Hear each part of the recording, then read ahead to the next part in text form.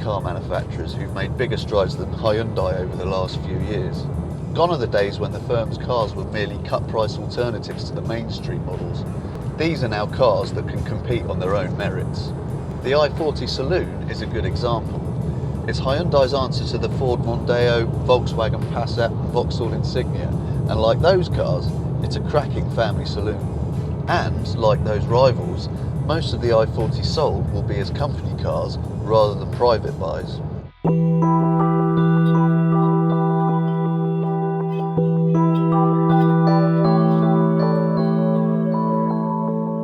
The i40 has enough style to cut it in any company car park.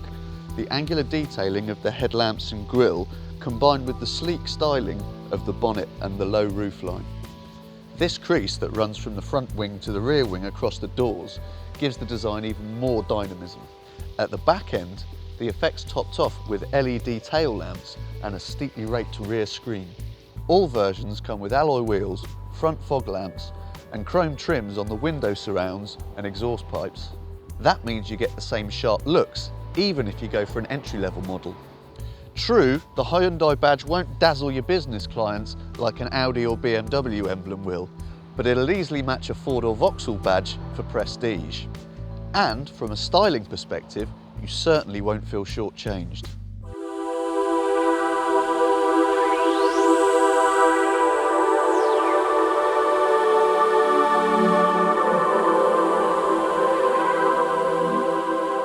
The stylish lines don't come at the expense of cabin space either.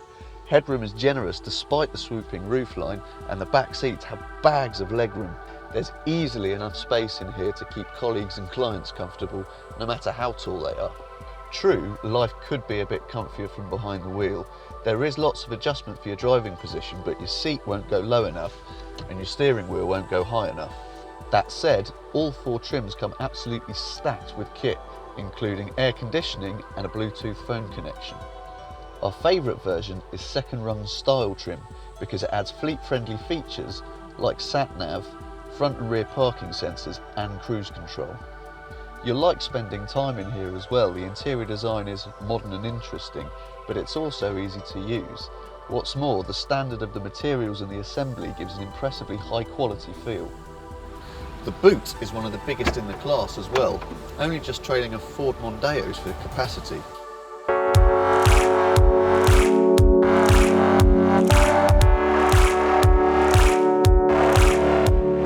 If you run a company car, the chances are that you're going to spend most of your time pounding up and down motorways. Luckily, this is where the i40 is at its best, because at high speeds it's stable, it's quiet and it's comfortable. When you're going a bit slower, the i40's ride doesn't have quite the same finesse or polish that you get in a Ford Mondeo.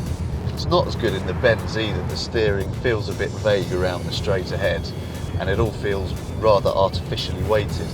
That said, the i40 always handles securely and predictably and it always stays comfortable. The i40's 1.7 litre diesel engine comes with either 114 brake horsepower or 134 brake horsepower. Both versions are a wee bit flat off the bottom of the rev range, but they're gutsy enough as long as you keep them on the boil. Make sure you choose a version with a Blue Drive badge though, because thanks to engine stop-start technology and low resistance tyres, these versions are also very good on CO2 emissions.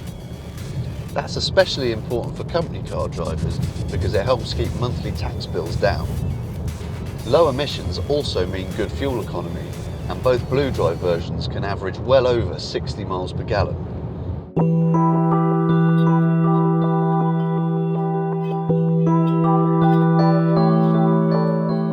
The i40 isn't the most polished car in its class, but it is capable in every single area. It's also likeable, very well equipped, and great value for money. Private buyers will love its generous 5-year warranty, while company car drivers will love its low running costs.